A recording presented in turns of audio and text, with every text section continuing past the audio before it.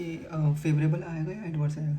तो company as a whole से देखना है कि कंपनी में को अगर प्रॉफिट हो रहा है तो फेवरेबल है और अगर लॉस हो रहा है तो एडवर्स है।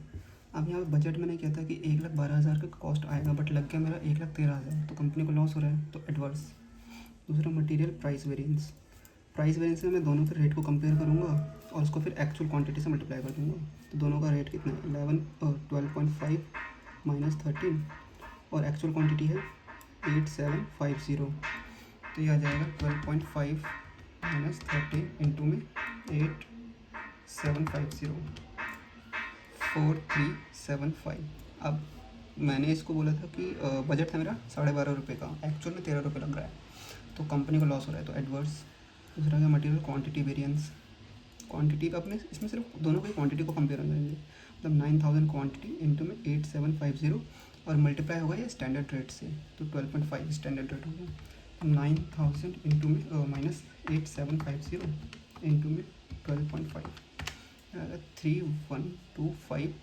अब 9000 क्वांटिटी मैंने बोली थी कि 9000 किलो का रॉ मटेरियल लगेगा, बट एक्चुअल में वो 8700 क्वांटिटी का ही रॉ मटेरियल लगा, तो कंपनी को तो प्रॉफिट हो गया, तो ये फेवरेबल।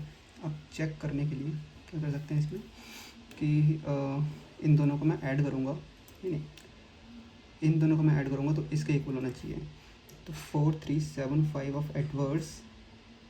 अब इसको प्लस करूँगा तो ये माइनस ही हो जाएगा, 3125 फेवरेबल से, तो 3125 माइनस 4375 1250, तो ये सेम आ रहा है, तो वो सही है अपना। ऐसे ही फिर प्लानिंग और ऑपरेशनल निकलेगा।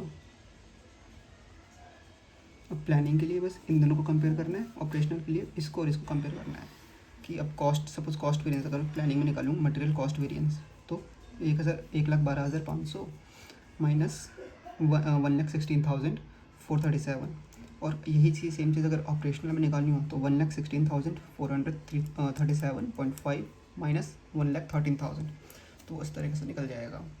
उसका नेक्स्ट इसमें आता है